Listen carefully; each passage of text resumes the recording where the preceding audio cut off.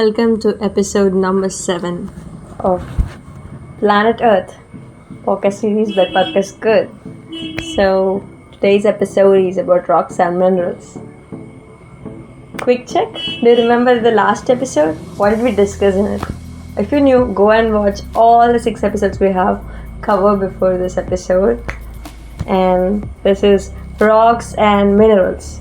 Earth's crust is composed of rock, a naturally occurring aggregation of one or more minerals. Minerals themselves consist of inorganic crystals, chemical building blocks arranged in patterns that form three-dimensional solids. Chemical composition and crystal structure determine the mineral's physical properties such as its hardness, its resistance to weathering, and its uses. The mineral quartz, for example, is formed from the elements silicon and oxygen. Quite hard and resistant to weathering, quartz is used as a source of silicon in computer chips. More than 4,000 minerals have been identified, but few are common on Earth. Those such as calcite, quartz, feldspar, and mica tend to be combinations of the most common elements such as silicon, oxygen, and iron. Yes, the last episode was about elements, and if you didn't, go and watch it. It was just a grass level introduction about elements. If you want something deeper about elements, then I recommend you to study periodic table and its properties, which is an article. If you want me to make a video on it, I'm definitely there for it. Some kind of rock are composed of a single kind of mineral. Pure marble, for example, is made only of calcite. Other rocks form from a combination of minerals. Granite is a sedimentary rock that contains 3 common minerals: quartz, feldspar, and mica. 3 types of rock. Rock falls into 3 categories based on their method of formation: igneous, sedimentary, and metamorphic. Igneous rocks begin in Earth's core, hotter and lighter than surrounding rock. Magma moves up and cools and crystallizes. Intrusive or plutonic, igneous rocks usually reach the surface through tectonic process such as the formation of mountains. Extrusive igneous rocks such as obsidian have a crystal or glassy appearance and are usually found where volcanic activity has occurred.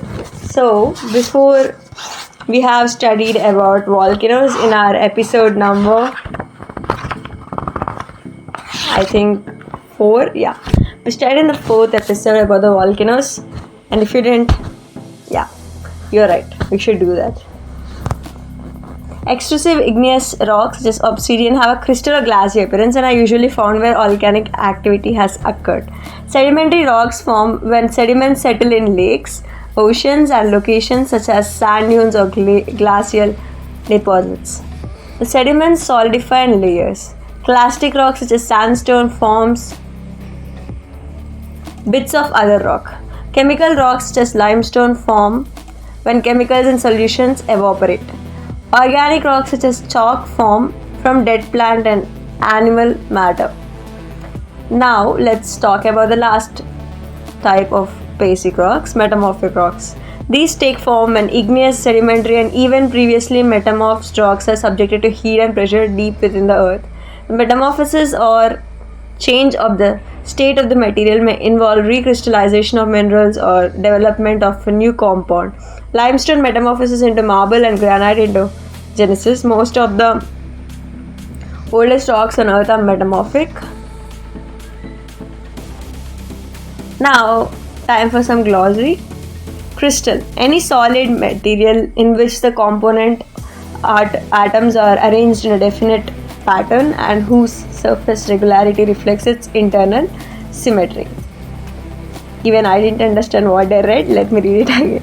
Any solid material in which the component atoms are arranged in a definite pattern and whose surface regularity reflects its internal symmetry. I have studied about crystals in my JEE preparation and I pretty much don't remember anything.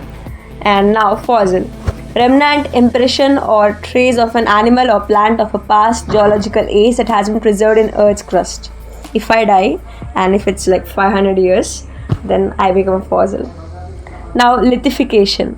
From Greek lithos, rock, a complex process whereby freshly deposited loose grains of sediment are converted into a rock. So formation of rock is basically lithification, and we have three types of rocks: igneous, sedimentary, and metamorphic. Now, how rocks form? There's a diagram, and I'll add it into my gallery, and I'll show you guys. Okay, it can be formed due to external forces, then the internal energy and the processes. External forces such as weathering and erosion break down surface materials and wear them away.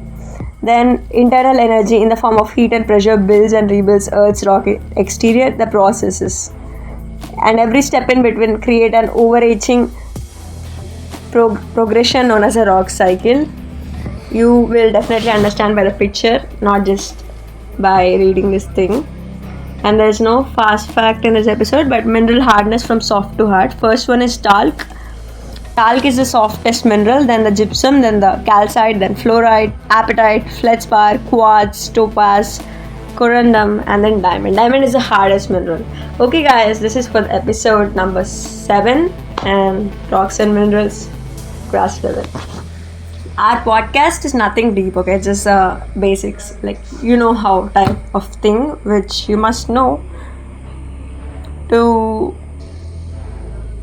get actually curious about the actual things. You must know something, isn't it? Yeah, that's all. Bye bye. See you in the next episode.